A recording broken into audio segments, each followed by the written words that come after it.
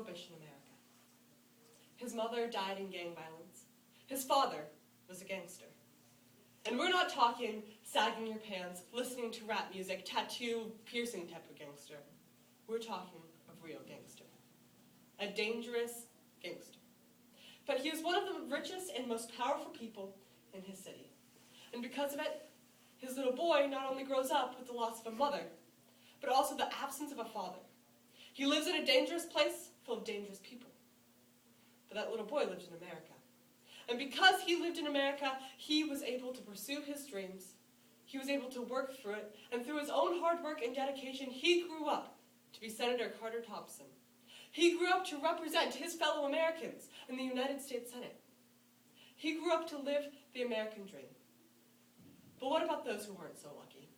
What about the children who are affected by gang violence and don't have the opportunity to live the American dream because of it? They go to jail early. They die early. They do not have the chance to live the life that every American should have the chance to live. Today I speak on behalf of those people. Someone asked the question, are tobacco taxes affecting gangster activity in America? It isn't just about the taxes. It's about the lives of the gangsters, the children, and the people of America. So to fully explore this topic, I'd like to first go into an overview of what is happening currently in America, second, go into a solution on what we can do about it, and third, explain the lessons that history, the rest of the world, and our own America has taught us.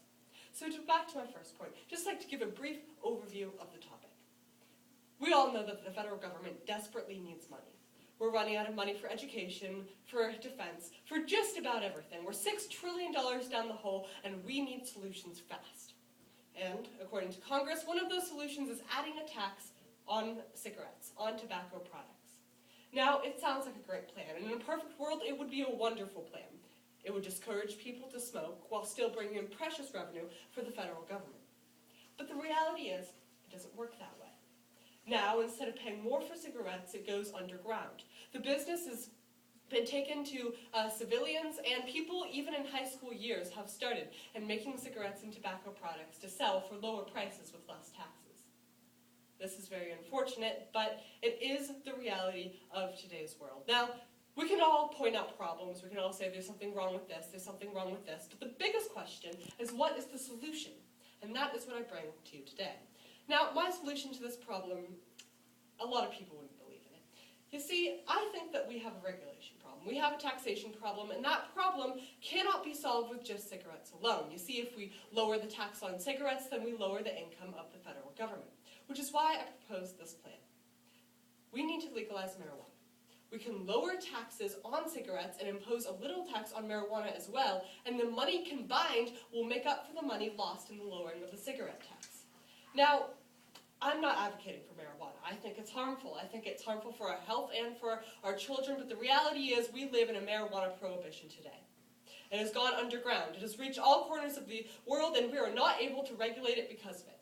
Now, Rudy Giuliani, one of the most famous people in all of American history for his efforts on crime, had a very good way of dealing with, well, in his case, gun control, but it could be applied to other things. In fact, in an interview with ABC News, he expressed his belief that tobacco taxes should be lowered, and it would have the same effect as his gun regulation. You see, when you lower gun taxes and tobacco taxes, then you can save money for them regulating it more.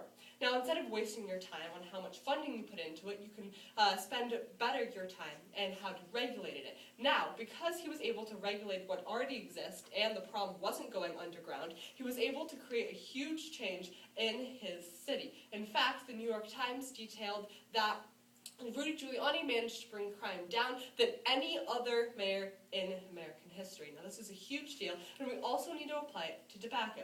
Then it was guns, and now it is tobacco. Now, I'd like to go in, after I present my solutions, to the lessons that America has taught us, the lessons the rest of the world has taught us, and the lessons of history has taught us. Now, we've all heard the quote, "Those who do not remember the mistakes of the past are destined to repeat them." And we are destined to repeat our mistakes. Now, Prohibition is known as one of the biggest American mistakes. It is the only constitutional amendment that has been put into place to repeal a previous constitutional amendment, and that is the 21st Amendment. But the New York Times also detailed that after the 21st Amendment, crime dropped in America more than any other period in modern history. Once we took the focus away from banning them and into further regulating them, crime was able to drop and we were able to create a safer America because of it. Now, taxation and banning things are two different things. However, they apply very similar effects. The more we tax tobacco products, the more they go underground and the less we have to regulate them. Now this has become a modern day tobacco prohibition. I see it in my own schools. I'm a freshman in high school and I still, most of my peers have smoked or sell drugs. And this can be solved. Now we also have to look to other countries in this topic, and the country that comes to mind is Mexico. Now, Mexico has become defined by its drug problem. In fact, an article just this morning in the Wall Street Journal states that vigilante justice has become a huge problem in Mexico because the government hasn't taken enough action to regulate and to solve its drug problems. Therefore, civilians become involved, many people die, and many people are hurt. So, the solution to this was to bring government involvement in the right way, not in higher taxation, but in more regulation in what is already existing. This can cut down on underground and on bootleg tobacco products and create a safer and better America. Now, all of this comes down, we're reminded again of that little boy who grew up to be a United States Senator, but we're also reminded of all the children who didn't.